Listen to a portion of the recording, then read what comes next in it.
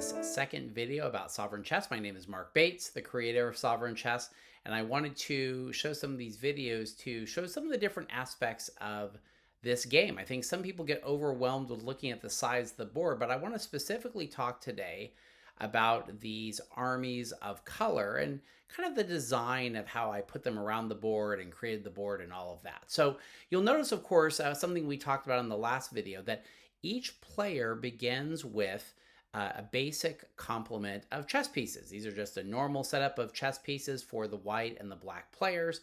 But what we're going to be focusing on today is we're going to be focusing on these different pieces of color that are around the edge of the board. At the beginning of the game, these pieces are totally neutral. They cannot be moved. They cannot be captured. But understanding the different colors and the components of those armies is really crucial to understanding and winning this fun game. Of course, looking at a regular chessboard, we understand that regular chessboards begin with white and black pieces. For Sovereign Chess, I have added two shades of gray, light gray, which I call ash, and dark gray, which I call slate. And then, of course, you can see all of these, what we might call rainbow colors: pink, red, orange, yellow, green, light blue, which I call cyan, dark blue, which I call navy, and kind of a purplish color, which I call violet. Now, the reason for these names, the reason why I pick these names is because they each start with a different letter. This will be more important in notation that we're going to be talking about a number of videos down the road. But just for kind of identification and grouping here, these rainbow colors I call chromatic colors, and the different shades of white and black I call the achromatic colors in the set. Of course, in those rainbow colors, I also kind of highlight pink, red, orange, and yellow is what I might call the warm colors in the palette, and the other ones that you might consider the cool colors in the palette. That'll be important in a few minutes when we talk about how the board is set up. Now, the other thing to know is that the rainbow, the chromatic colors, each of those armies are identical. They each have 4 pawns, 1 queen, 1 rook, 1 bishop, and 1 knight. Basically about a half complement of a traditional chess army. The achromatic colors, specifically the ash and the slate armies, have 2 queens, 2 rooks, 2 bishops, and 2 knights. They're a little bit more powerful, but we'll talk about that in the next video when we look at angles of attack.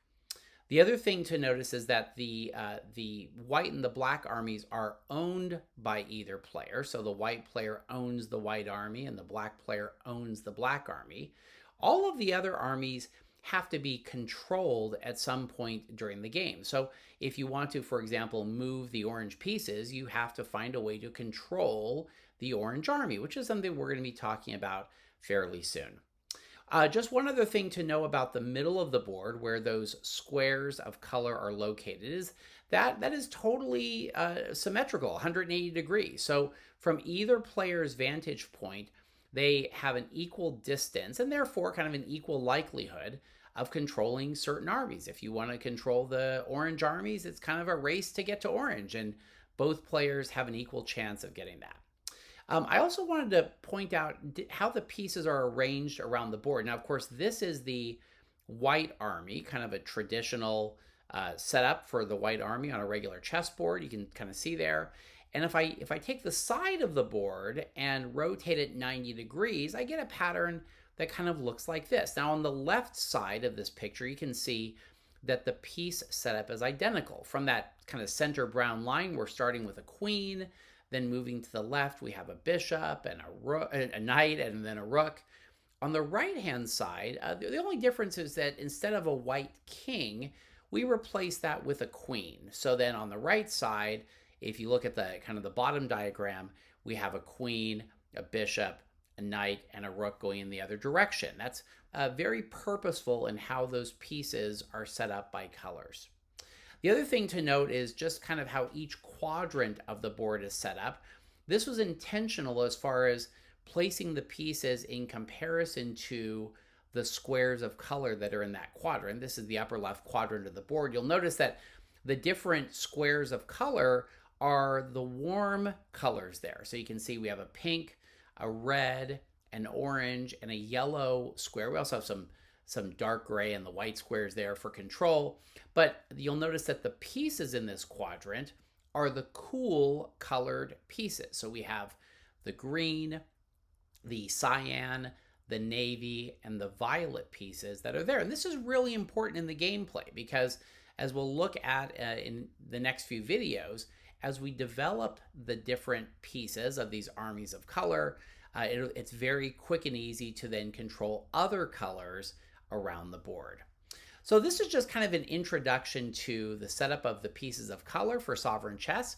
If you're interested in picking up a set here, you can always go to infinitepiegames.com, sovereignchess.com. You can go to your friendly local game store, or you can feel free to email me with any questions, Mark, M-A-R-K, @sovereignchess.com. Have fun playing, and I'll look forward to seeing you in the next video.